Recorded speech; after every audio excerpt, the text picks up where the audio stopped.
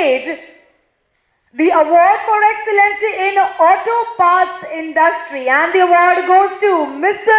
C.B. Goyal. एक बार जरा जोरदार तालियां हो जाए for Mr. C.B. Goyal जी। हम सबकी तरफ से तालियां बरसी रही क्योंकि इनकी कंपनी को आज 40 साल पूरे हो गए, तो स्थापना दिवस है आज। जरा जोरदार तालियां हो जाए और बहुत बहुत शुभकामनाएं सर।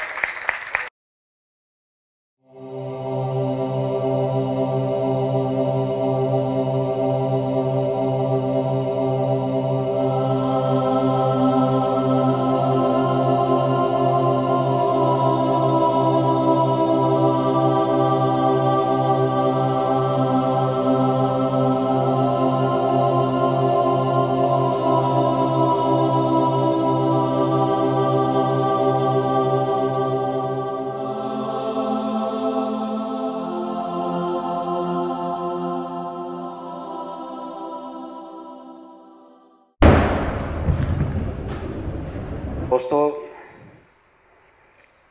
हमारे देश के अंदर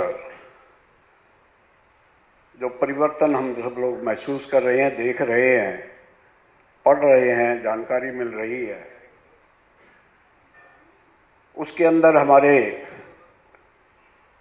कुछ आयाम ऐसे हैं जिनके ऊपर हमें विचारक होने के नाते, बुद्धिजीवी होने के नाते इस समाज को मार्गदर्शन देने की आवश्यकता है। जब हमारा युवा लगभग 10 करोड़ हर साल जवान होता है तो काम की तलाश में निकलता है। अगर उसको काम नहीं मिला तो उसकी जवानी किसी तरफ भी मुड़ सकती है, और वो हम देख रहे हैं हमारे पड़ोसी राज्य के अंदर। जवान तो वहाँ भी हो रहे हैं, संख्या वहाँ भी बढ़ रही है, लेकिन काम के अवसर नहीं मिल पा रहे उनको। तो वो जवानी डाइवर्ट ना हो जाए, वो जवानी कहीं भटक ना जाए, उसके लिए सरकार जहाँ अपने तौर पर काम कर रही है, ये पॉसिबल नहीं है कि 10 करोड़ लोगों की नौकरियां हर साल वो कोई भी सरकार दे देगी। एग्रीकल्चर, क्योंकि हमने जब से होश संभाला, जब से हमने पढ़ाई शुरू की, जब से हमने नौकरियां शुरू करी, तो एक ही चीज पढ़ते थे कि भारत एक कृषि प्रधान देश है। लेकिन उस टाइम तो नहीं समझ आता था, हम भी बोलते थे कृषि प्रधान हैं हम। लेकिन अब जब पीछे मुड़ के देखते हैं, वो सिनेरियो जो 1965 का था, भारत के यशस्वी प्रधानमंत्री लाल बहादुर शास्त्री जी ने जनता से अपील करनी पड़ी थी कि हफ्ते में एक दिन का उपवास रखोगे तो मेरा देश जो है रोटी दे पाएगा।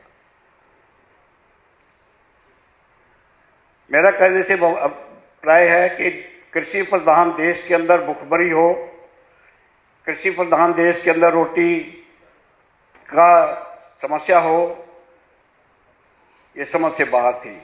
हम कृषि प्रधान देश नहीं थे। ये हम कह सकते हैं कि हमारा जो रोजगार था, हमारा जो काम करने का दायरा था, वो कृषि आधारित ज्यादा था, क्योंकि उद्योग हमारे जब हम आजाद हुए ना के बराबर थे। तो ट्रेड एंड इंडस्ट्री एक ऐसा फील्ड है जहां हम 10 करोड़ जो युवा है उसमें 10 के 10 करोड़ को कंज्यूम कर सकते हैं, उनको रोटी दे सकते हैं, उनको काम दे सकते हैं।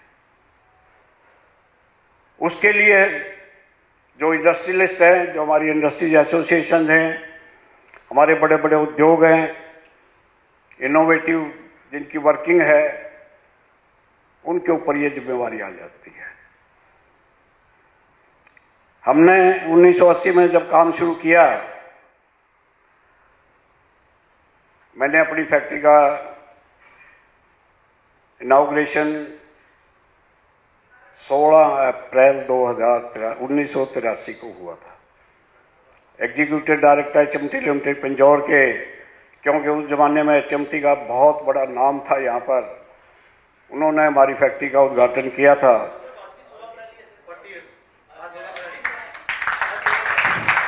आप पहले पहुंच गए, मैं अभी पहुंच रहा था। तो मेरे लिए बड़े सौभाग्य की बात है कि हमने आज सवेरे ही अपनी फैक्ट्री के अंदर 40वां अपना स्थापना दिवस मनाया है। सभी वर्कर्स को इकट्ठा करके हमने कोई सेलिब्रेशन करी, प्रोत्साहित किया। भूषण जी हमारे साथ थे, रजनीश जी साथ थे, मैं इनका धन्यवाद करता हूं। और भी काफ़ी लोग हमारे साथ थे उस टाइम पर। खैर, ये जो सफ़र था, जब हम 1980 में काम शुरू किया था, हम जो कुछ बना देते थे, उद्योग जो कुछ बना देता था, कस्टमर उसको एक्सेप्ट करता था। मुझे याद है कि जब हम लुधियाना से मशीन लेके आते थे तो वो लोग कहा करते थे, यार थोड़ा बहुत काम तो जाके करना ही पड़ता है चलाने से पहले। ये मशीन ऐसे नहीं चलेगी कि भाई 3 तार लगाए और चल पड़ी, वहां जाके भी थोड़ा बहुत बेल्ट बुल्ट लगानी पड़ेगी इस पर। ये मानसिकता थी हमारी इंडस्ट्री की कि मैंने जो कुछ बना दिया, मेरा कस्टमर वो लेगा, और लेता था। क्योंकि शॉर्टेज का जमाना था, आपको पता है, 6 साल की शॉर्टेज जो है बुकिंग स्कूटर की रहती थी। जैसे जैसे समय बीता, भारत ने अंगड़ाई ली, सरकारों ने हमारी पॉलिसियां इस दायरे के अंदर लेके आई कि हम किसी भी फील्ड के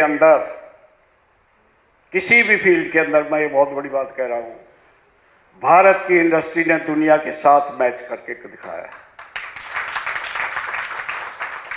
भारत के उद्योग ने quality wise, quantity wise, rate wise, commitment wise अपने आप को साबित किया है। जब हम अभी कुछ दिन पहले मेरे पास कोई विदेशी आए थे इंजीनियर, उन लोगों ने जब देखा, मैंने उनसे पूछा कि भाई ये हमारी क्वालिटी बन रही है, आपको कैसी लग रही है? और सारा चेकिंग किया, सब कुछ किया, कहते it is as good as ours, कोई कमी नहीं है। तो उन्होंने पूछा कि ये वर्कर क्या तनख्वाह लेते हैं? हमारी ये तो 15 और 20 हज़ार के बीच के रेंज के हैं। 15-20 हज़ार रुपये? He was astonished. यार, कहता है कि आपके लिए जो ये एसेट जो हिंदुस्तान के अंदर है, जो लेबर है, वो इतनी कमिटेड और स्किल्ड लेबर, इतने सस्ते रेट के ऊपर दुनिया को देखते हुए, ये दुनिया में कहीं नहीं है, आपका कोई मुकाबला नहीं कर सकता। और ये इसका सबूत है कि आज मेरा 35% ट्रैक्टर भारत का, जो कि रिकॉर्ड 9 लाख की ट्रैक्टर प्रोडक्शन में पिछले साल हमने क्लोज किया है। मैं ट्रैक्टर इंडस्ट्री से जुड़ा हुआ हूँ, इसलिए कुछ आंकड़े हैं। 9 लाख से ज़्यादा का ट्रैक्टर हमने बनाया और उसमें 35% एक्सपोर्ट किया है। और वो एक्सपोर्ट हमने कोई गरीब देश को नहीं किया, हमने कोई पाकिस्तान को नहीं किया, हमने कोई लंका को नहीं किया, श्रीलंका को, हमने यूएसए को किया, हमने कनाडा को किया, हमने ऑस्ट्रेलिया को किया, डेवलप्ड कंट्री को किया। ये है हमारी खूबी। तो भारत की इंडस्ट्री जो है, जो अंगड़ाई ले रही है, उसके लिए हमें अपने आप को तैयार करना होगा, अपनी मानसिकता के लिए बनानी होगी। दोस्तों, मैं चैलेंज के साथ कह रहा हूं, मैं अपने तजर्बे के साथ कह रहा हूं पिछले 40 साल के, कि हमारी इंडस्ट्री का कोई मैच नहीं है दुनिया के अंदर, कोई मैच नहीं है। हम वर्ल्ड प्लेटफॉर्म के अंदर बेस्ट इंडस्ट्रियलिस्ट के तौर पर आज दुनिया हमें देख रही है। और इसका हमारे साथ साथ योगदान जो है, हमारी भारत की सरकार, हमारी प्रदेश की सरकार, हमारे नेताओं की भी है, जिन्होंने एक ऐसा एटमॉस्फेयर बनाया। अभी एमजी कंस्ट्रक्शन के कैलाश भाई जी बैठे हैं मेरे साथ। आप लोगों को शायद ही पता होगा कि ये जो कुछ आपने देखा है, ये बना रहे हैं, इतनी बड़ी बड़ी रेलवे, बॉयलर, ये वो, क्यों नहीं चिमा साहब? तो जब हम इतनी बड़ी कंस्ट्रक्शन आज जो है, रेलवे लाइन हो, सड़क हो, पुल हो, बिल्डिंग हो, हमारा कौन सी ऐसी चीज है? हवाई जहाज बना दिया हमने, हवाई जहाज एक्सपोर्ट भी करने लग गए हैं। तो आज ही पढ़ रहा था मैं कल, हमारा तेजस जो है बाहर जा रहा है। तो जब हमारी ये स्टेज आ चुकी है, हमारा ये जगह बन चुकी है दुनिया के अंदर, हमें फख्र होकर के सरकार के साथ कंधे से कंधा मिला करके उद्योग जगत को जो है हम सिर्फ महान शक्ति के रूप में हम उसको लेके जाएं और दुनिया के अंदर भारत के उद्योग को अपनी प्रतिष्ठा हो, अपनी जगह हो, अपनी जरूरत हो दुनिया को। और उसके साथ साथ हमारे जो 10 करोड़ युवा हर साल जवान हो रहे हैं, हम उनको भी काम दें और अपना परिवार, अपना जो है जीवन व्यापन, अपने बच्चों का जीवन व्यापन एक अच्छी लीगेसी हम छोड़ करके जाएं, यही हमारा प्रयास है। मैं आप सबका बहुत बहुत धन्यवाद करता हूं और धन्यवाद करता हूं।